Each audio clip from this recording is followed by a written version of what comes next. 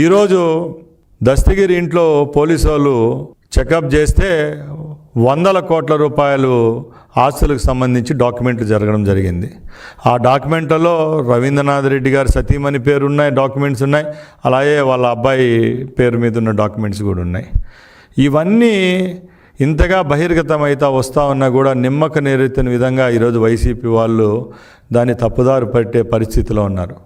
ఈ ప్రభుత్వం కూడా ఒక్కొక్కటిగా ఎక్కడ ఇలాంటి తప్పు చేస్తున్నప్పుడు డిపార్ట్మెంట్ కూడా ఎక్కడ వేమరపాటు లేకుండా ఇన్వెస్టిగేషన్ చేస్తూ వచ్చింది. ఈ హత్య జరుగుతానంటే ఏదైతే కడప ఎస్పీ గారి నేతృత్వంలో కమిటీ ఏర్పాటు చేసి దీన్ని క్షుణ్ణంగా పరీక్షించేటప్పుడే అక్కడ ఎవరైతే వైసీకి సంబంధించిన డిప్యూటీ మేయర్ బండి నిత్యానంద రెడ్డి ఉన్నాడో ఆయన పేరు రావడంతో అప్పుడు ఆయన మీద కేసు పెట్టడం జరుగుతూ వచ్చింది.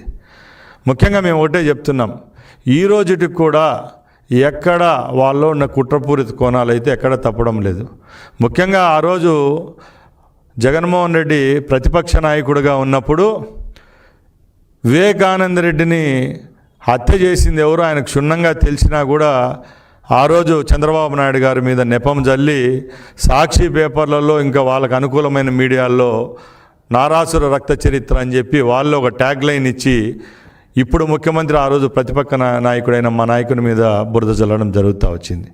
అది ఎలక్షన్లలో లాభం పొందేదానికి ఆ రోజు ఆ పని చేశారు.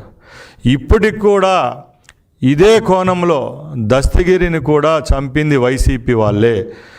దీని వెనకాల ముఖ్య పాత్ర వైసీపీకి సంబంధించిన ముఖ్య నాయకులు, మాజీ శాసనసభ్యుడు అనుకోండి, మాజీ మేయర్ అనుకోండి, అంతా జగన్మోహన్ రెడ్డి కనుసన్నల్లో జరిగిందని మేము ఆరోపిస్తున్నాం.